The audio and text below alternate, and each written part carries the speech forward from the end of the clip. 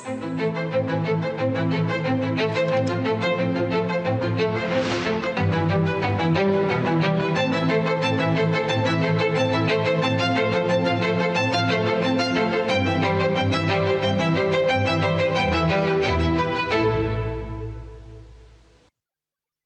प्यारे देशवासियों, नमस्कार।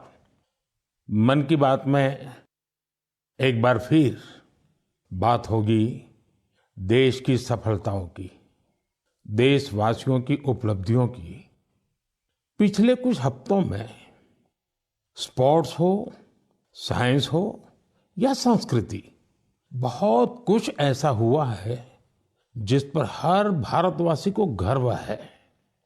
अभी हाल ही में शुभांशु शुक्ला की अंतरिक्ष से वापसी को लेकर देश में बहुत चर्चा हुई।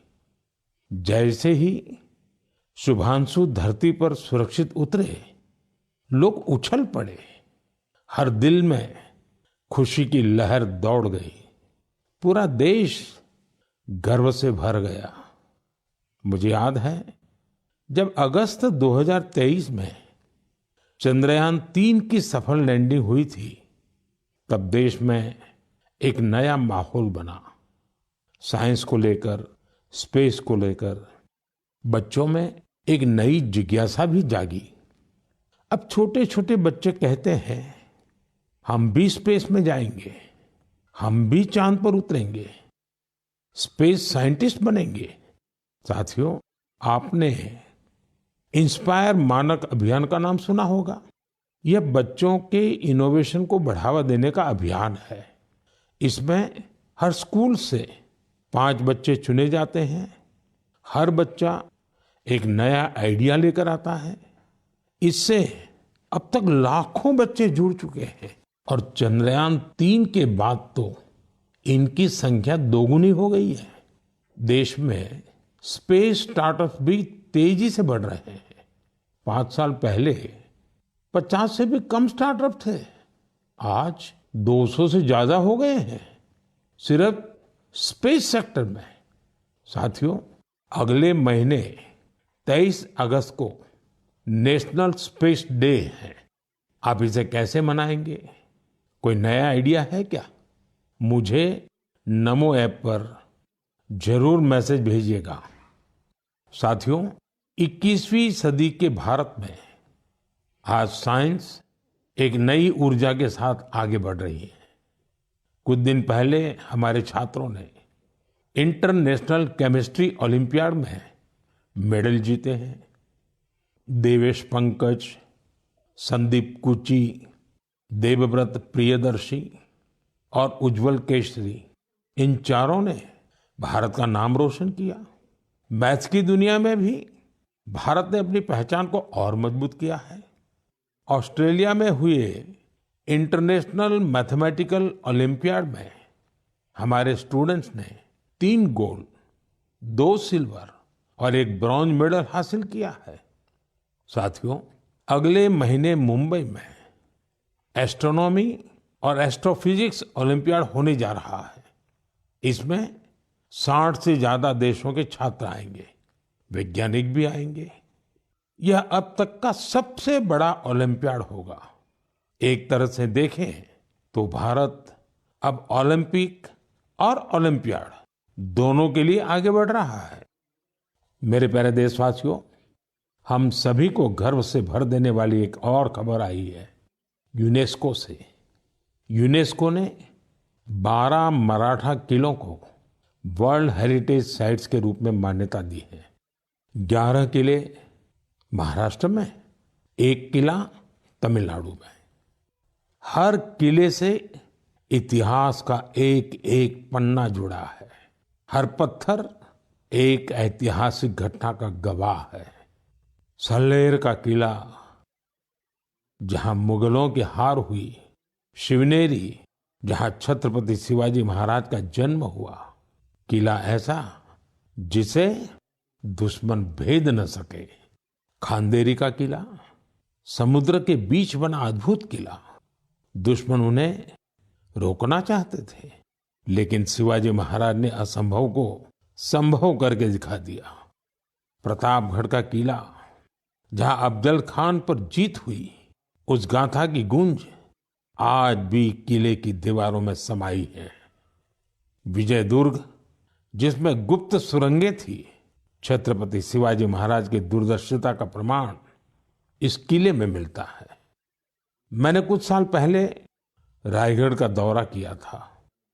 छत्रपति शिवाजी महाराज की प्रतिमा के सामने नमन किया था। ये अनुभव जीवन भर मेरे साथ रहेगा। साथियों, देश के और हिस्सों में भी ऐसे ही अद्भुत किले हैं जिन्होंने आक्रमण झेले, खराब मौसम की मार झेली, लेकिन आत्मसम्मान को कभी भी झुकने नहीं दिया। राजस्थान का चित्तौड़गढ़ का किला, कुंभलगढ़ किला, रणथंभौर किला, आमेर किला, जैसलमेर का किला तो विश्व प्रसिद्ध है। कर्नाटका में गुलबर्गा का किला भी बहुत बड़ा है। चित्रदुर्ग के किले की विशालता भी आपको कौतूहल से भर देगी कि उस जमाने में किला बना कैसे होगा। साथियों, उत्तर प्रदेश के बांदा में है कालिंजर किला।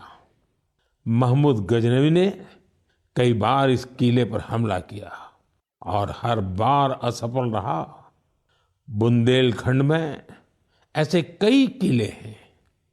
ग्वालियर, झांसी, दतिया, अजयगढ़, गढ़कुंडार, चंदेरी, ये किले सिर्फ ईंट पत्थर नहीं है, ये हमारी संस्कृति के प्रतीक है। संस्कार और स्वाभिमान आज भी इन किलों की ऊंची ऊंची दीवारों से झांकते हैं। मैं सभी देशवासियों से आग्रह करता हूं, इन किलों की यात्रा करें, अपने इतिहास को जानें, गौरव महसूस करें। मेरे प्यारे देशवासियों, आप कल्पना कीजिए, बिल्कुल भोर का वक्त, बिहार का मुजफ्फरपुर शहर, तारीख है 11 अगस्त 1908। हर गली, हर चौराहा, हर हलचल उस समय जैसे थमी हुई थी। लोगों की आंखों में आंसू थे, लेकिन दिलों में ज्वाला थी। लोगों ने जेल को घेर रखा था, जहां एक 18 साल का युवक अंग्रेजों के खिलाफ अपना देश प्रेम व्यक्त करने की कीमत चुका रहा था। जेल के अंदर अंग्रेज अफसर एक युवा को फांसी देने की तैयारी कर रहे थे। उस युवा के चेहरे पर भय नहीं था, बल्कि गर्व से भरा हुआ था। वो गर्व जो देश के लिए मर मिटने वालों को होता है। वो वीर, वो साहसी युवा थे खुदीराम बोस। सिर्फ 18 साल की उम्र में उन्होंने वो साहस दिखाया जिसने पूरे देश को झकझोर दिया। तब अखबारों ने भी लिखा था, खुदीराम बोस जब फांसी के फंदे की ओर बढ़े तो उनके चेहरे पर मुस्कान थी। ऐसे ही अनगिनत बलिदानों के बाद, सदियों की तपस्या के बाद हमें आजादी मिली थी। देश के दीवानों ने अपने रक्त से आजादी के आंदोलन को सींचा था। साथियों, अगस्त का महीना इसीलिए तो क्रांति का महीना है। 1 अगस्त को लोकमान्य बाल गंगाधर तिलक की पुण्यतिथि होती है। इसी महीने 8 अगस्त को गांधी जी के नेतृत्व में भारत छोड़ो आंदोलन की शुरुआत हुई थी। फिर आता है 15 अगस्त, हमारा स्वतंत्रता दिवस। हम अपने स्वतंत्रता सेनानियों को याद करते हैं, उनसे प्रेरणा पाते हैं।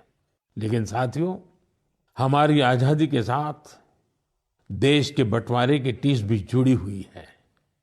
इसलिए हम 14 अगस्त को विभाजन विभीषिका स्मृति दिवस के रूप में मनाते हैं। मेरे प्यारे देशवासियों, 7 अगस्त 1905 को एक और क्रांति की शुरुआत हुई थी। स्वदेशी आंदोलन ने स्थानीय उत्पादों और खासकर हैंडलूम को एक नई ऊर्जा दी थी। इसी स्मृति में देश हर साल 7 अगस्त को नेशनल हैंडलूम डे मनाता है। इस साल 7 अगस्त को नेशनल हैंडलूम डे के 10 साल पूरे हो रहे हैं। आजादी की लड़ाई के समय जैसे हमारी खादी ने आजादी के आंदोलन को नई ताकत दी थी, वैसे ही आज जब देश विकसित भारत बनने के लिए कदम बढ़ा रहा है, तो टेक्सटाइल सेक्टर देश की ताकत बन रहा है। इन 10 वर्षों में देश के अलग अलग हिस्सों में इस सेक्टर से जुड़े लाखों लोगों ने सफलता की कई गाथाएं लिखी हैं।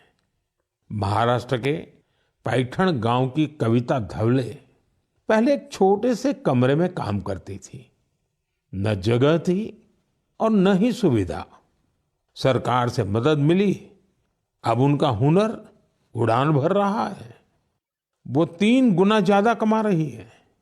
खुद अपनी बनाई पैठणी साड़ियां बेच रही है। उड़ीसा के मयूरभंज में भी सफलता की ऐसी ही कहानी है। यहाँ 650 से ज्यादा आदिवासी महिलाओं ने संथाली साड़ी को फिर से जीवित किया है। अब ये महिलाएं हर महीने हजारों रुपये कमा रही हैं। ये सिर्फ कपड़ा नहीं बना रही, अपनी पहचान गढ़ रही हैं। बिहार के नालंदा से नवीन कुमार की उपलब्धि भी प्रेरणादायक है। उनका परिवार पीढ़ियों से इस काम से जुड़ा है। लेकिन सबसे अच्छी बात ये कि उनके परिवार ने अब इस फील्ड में आधुनिकता का भी समावेश किया है। अब उनके बच्चे हैंडलूम टेक्नोलॉजी की पढ़ाई कर रहे हैं, बड़े ब्रांड्स में काम कर रहे हैं। ये बदलाव सिर्फ एक परिवार का नहीं है, ये आसपास के अनेक परिवारों को आगे बढ़ा रहा है। साथियों, टेक्सटाइल भारत का सिर्फ एक सेक्टर नहीं है, ये हमारी सांस्कृतिक विविधता की मिसाल है। आज टेक्सटाइल और अपैरेल मार्केट बहुत तेजी से बढ़ रहा है और इस विकास की सबसे सुंदर बात यह है कि गांवों की महिलाएं, शहरों के डिजाइनर, बुजुर्ग बुनकर और स्टार्टअप शुरू करने वाले हमारे युवा सब मिलकर इसे आगे बढ़ा रहे हैं। आज भारत में 3000 से ज्यादा टेक्सटाइल स्टार्टअप सक्रिय हैं। कई स्टार्टअप्स ने भारत की हैंडलूम पहचान को ग्लोबल हाइट दी है। साथियों, 2047 के विकसित भारत का रास्ता आत्मनिर्भरता से होकर गुजरता है और आत्मनिर्भर भारत का सबसे बड़ा आधार है वोकल फॉर लोकल। जो चीजें भारत में बनी हो, जिसे बनाने में किसी भारतीय का पसीना बहा हो, वही खरीदे और वही बेचे, ये हमारा संकल्प होना चाहिए। मेरे प्यारे देशवासियों, भारत की विविधता की सबसे खूबसूरत झलक हमारे लोकगीतों और परंपराओं में मिलती है और इसी का हिस्सा होता है हमारे भजन और हमारे कीर्तन। लेकिन क्या आपने कभी सुना है कि कीर्तन के जरिए फॉरेस्ट फायर के प्रति लोगों को जागरूक किया जाए? शायद आपको विश्वास न हो, लेकिन ओडिशा के क्योंझर जिले में एक अद्भुत कार्य हो रहा है। यहाँ राधा कृष्ण संकीर्तन मंडली नाम की एक टोली है। भक्ति के साथ साथ ये टोली आज पर्यावरण संरक्षण का भी मंत्र जप रही है। इस पहल की प्रेरणा है प्रमिला प्रधान जी। जंगल और पर्यावरण की रक्षा के लिए उन्होंने पारंपरिक गीतों में नए बोल जोड़े, नए संदेश जोड़े। उनकी टोली गांव-गांव गई, गीतों के माध्यम से लोगों को समझाया कि जंगल में लगने वाली आग से कितना नुकसान होता है। ये उदाहरण हमें याद दिलाता है कि हमारी लोक परंपराएं कोई बीते युग की चीज नहीं है। इनमें आज भी समाज को दिशा देने की शक्ति है। मेरे प्यारे देशवासियों, भारत की संस्कृति का बहुत बड़ा आधार हमारे त्योहार और परंपराएं हैं, लेकिन हमारी संस्कृति की जीवंतता का एक और पक्ष है। ये पक्ष है अपने वर्तमान और अपने इतिहास को डॉक्यूमेंट करते रहना। हमारी असली ताकत वो ज्ञान है जिसे सदियों से पांडुलिपियां मैन्युस्क्रिप्ट के रूप में सहेजा गया है। इन पांडुलिपियों में विज्ञान है, चिकित्सा की पद्धतियां हैं, संगीत है, दर्शन है और सबसे बड़ी बात वो सोच है जो मानवता के भविष्य को उज्जवल बना सकती है। साथियों, ऐसे असाधारण ज्ञान को, इस विरासत को सहेजना हम सबकी जिम्मेदारी है। हमारे देश में हर कालखंड में कुछ ऐसे लोग हुए हैं जिन्होंने इसे अपनी साधना बना लिया। ऐसे ही एक प्रेरणादायक व्यक्तित्व है मणि मारन जी, जो तमिलनाडु के तंजावुर से हैं। उन्हें लगा कि अगर आज की पीढ़ी तमिल पांडुलिपियां पढ़ना नहीं सीखेगी तो आने वाले समय में ये अनमोल धरोहर खो जाएगी। इसलिए उन्होंने शाम को कक्षाएं शुरू की, जहां छात्र, नौकरी पेशा युवा, रिसर्चर सब यहां आकर के सीखने लगे। मणि मारन जी ने लोगों को सिखाया कि तमिल सुवड़ियल यानी पाम लीफ मैन्युस्क्रिप्ट को पढ़ने और समझने की विधि क्या होती है। आज अनेकों प्रयासों से कई छात्र इस विधा में पारंगत हो चुके हैं। कुछ स्टूडेंट्स ने तो इन पांडुलिपियों के आधार पर ट्रेडिशनल मेडिसिन सिस्टम पर रिसर्च भी शुरू कर दी है। साथियों, सोचिए, अगर ऐसा प्रयास देश भर में हो तो हमारा पुरातन ज्ञान केवल दीवारों में बंद नहीं रहेगा, वो नई पीढ़ी की चेतना का हिस्सा बन जाएगा। इसी सोच से प्रेरित होकर भारत सरकार ने इस वर्ष के बजट में एक ऐतिहासिक पहल की घोषणा की है, ज्ञान भारतम मिशन।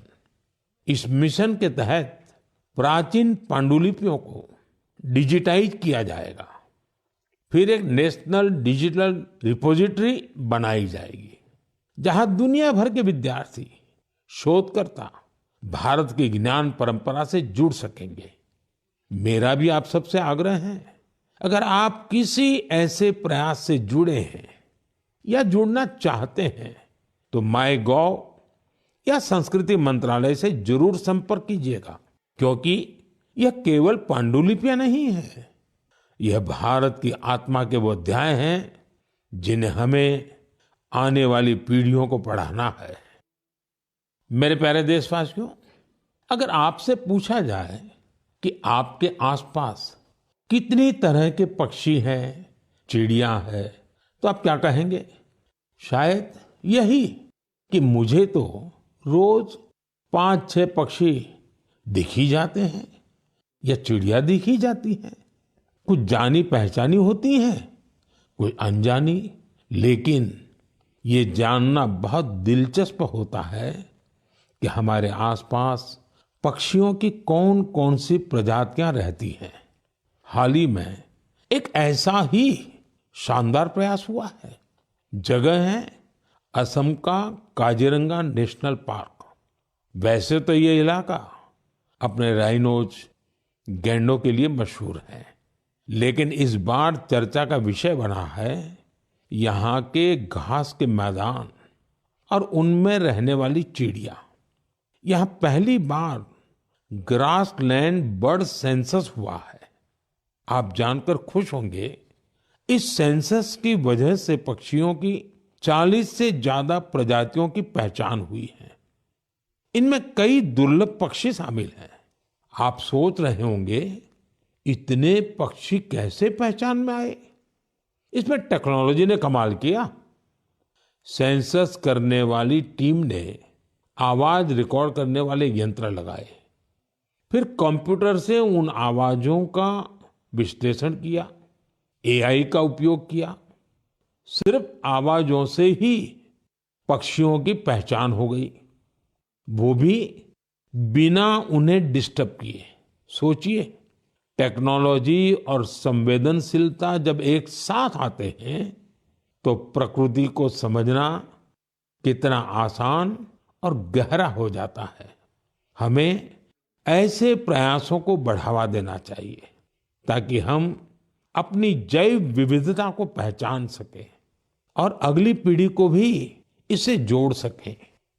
मेरे प्यारे देशवासियों, कभी कभी सबसे बड़ा उजाला वहीं से फूटता है जहां अंधेरे ने सबसे ज्यादा डेरा जमाया हो। ऐसा ही एक उदाहरण है झारखंड के गुमला जिले का।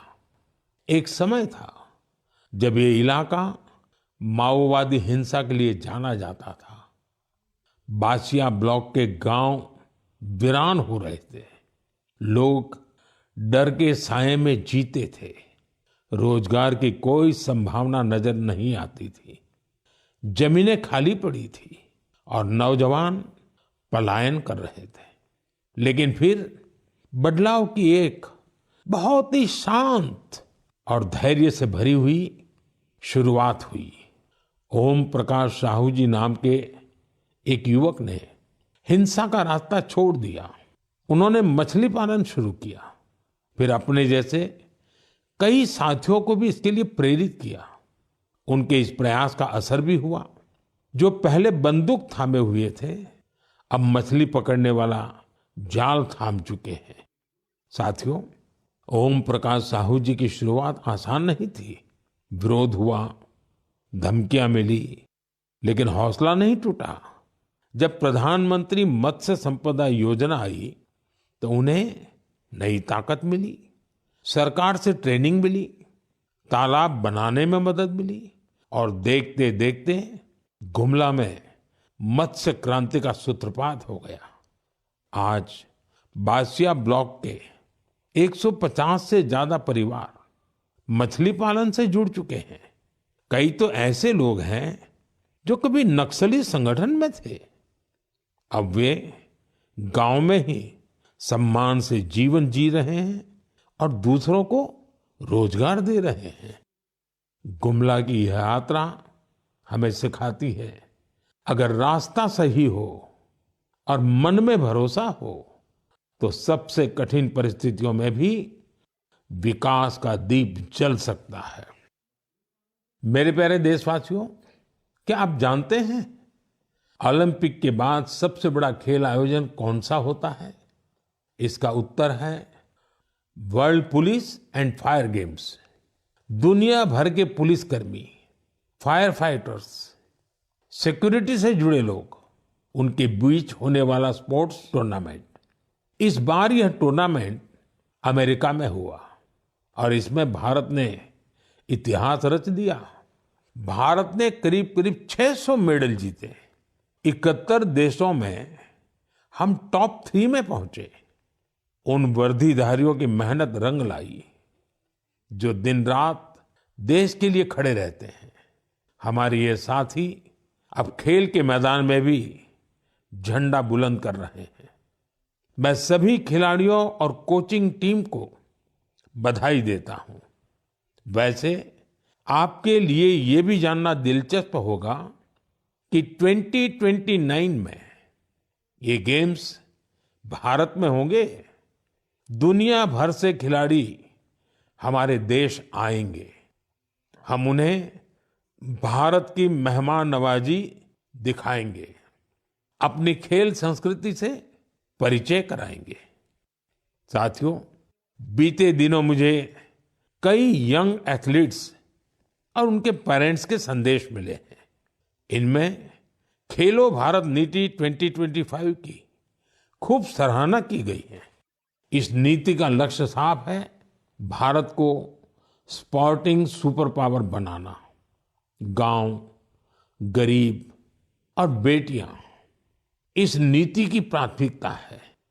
स्कूल और कॉलेज अब खेल को रोजमर्रा की जिंदगी का हिस्सा बनाएंगे। खेलों से जुड़े स्टार्टअप्स, चाहे वो स्पोर्ट्स मैनेजमेंट हो या मैन्युफैक्चरिंग से जुड़े हो, उनकी हर तरह से मदद की जाएगी। सोचिए, जब देश का युवा खुद के बनाए रैकेट, बैट और बॉल के साथ खेलेगा तो आत्मनिर्भरता के मिशन को कितनी बड़ी ताकत मिलेगी। साथियों, खेल टीम स्पिरिट पैदा करते हैं। ये फिटनेस, आत्मविश्वास और एक मजबूत भारत के निर्माण का रास्ता है। इसलिए खूब खेलिए, खूब खेलिए। मेरे प्यारे देशवासियों, कुछ लोगों को कभी कभी कोई काम नामुमकिन सा लगता है क्या ये भी हो पाएगा? लेकिन जब देश एक सोच पर एक साथ आ जाए तो असंभव भी संभव हो जाता है। स्वच्छ भारत मिशन इसका सबसे बड़ा उदाहरण है। जल्द ही इस मिशन को 11 साल पूरे होंगे, लेकिन इसकी ताकत और इसकी जरूरत आज भी वैसी ही है। इन 11 वर्षों में स्वच्छ भारत मिशन एक जन आंदोलन बना है। लोग इसे अपना फर्ज मानते हैं और यही तो असली जनभागीदारी है।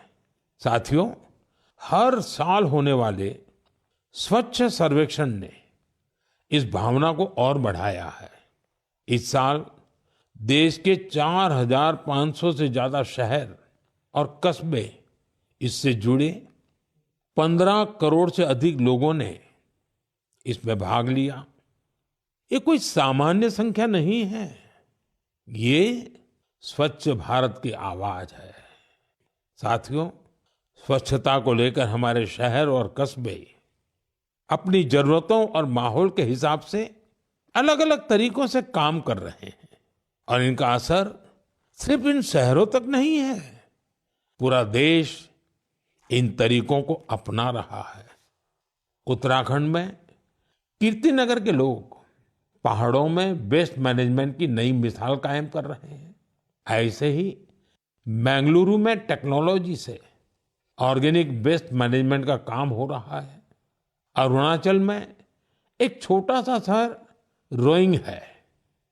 एक समय था जब यहाँ लोगों के स्वास्थ्य के सामने वेस्ट मैनेजमेंट बहुत बड़ा चैलेंज था।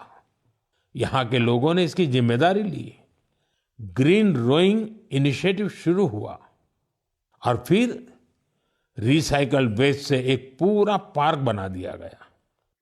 ऐसे ही कराड़ में, विजयवाड़ा में वाटर मैनेजमेंट के कई नए उदाहरण बने हैं। अहमदाबाद में रिवर फ्रंट पर सफाई ने भी सबका ध्यान खींचा है। साथियों, भोपाल की एक टीम का नाम है सकारात्मक सोच। इसमें 200 महिलाएं हैं। ये सिर्फ सफाई नहीं करती, सोच भी बदलती है। एक साथ मिलकर शहर के 17 पार्कों की सफाई करना, कपड़े के थैले बांटना, इनका हर कदम एक संदेश है। ऐसे प्रयासों की वजह से ही भोपाल भी अब स्वच्छ सर्वेक्षण में काफी आगे आ गया है। लखनऊ की गोमती नदी टीम का जिक्र भी जरूरी है। 10 साल से हर रविवार बिना थके, बिना रुके इस टीम के लोग स्वच्छता के काम में जुटे हैं। छत्तीसगढ़ के बिल्हा का उदाहरण भी शानदार है। यहाँ महिलाओं को वेस्ट मैनेजमेंट की ट्रेनिंग दी गई और उन्होंने मिलकर शहर की तस्वीर बदल डाली। गोवा के पणजी शहर का उदाहरण भी प्रेरक है। वहां कचरे को 16 कैटेगरी में बांटा जाता है और इसका नेतृत्व भी महिलाएं कर रही हैं। पणजी को तो राष्ट्रपति पुरस्कार भी मिला है। साथियों, स्वच्छता सिर्फ एक वक्त का, एक दिन का काम नहीं है। जब हम साल में हर दिन, हर पल स्वच्छता को प्राथमिकता देंगे, तभी देश स्वच्छ रह पाएगा। साथियों, सावन की फुहारों के बीच देश एक बार फिर त्योहारों की रौनक से सजने जा रहा है। आज हरियाली तीज है, फिर नागपंचमी और रक्षाबंधन, फिर जन्माष्टमी, हमारे नटखट कान्हा के जन्म का उत्सव।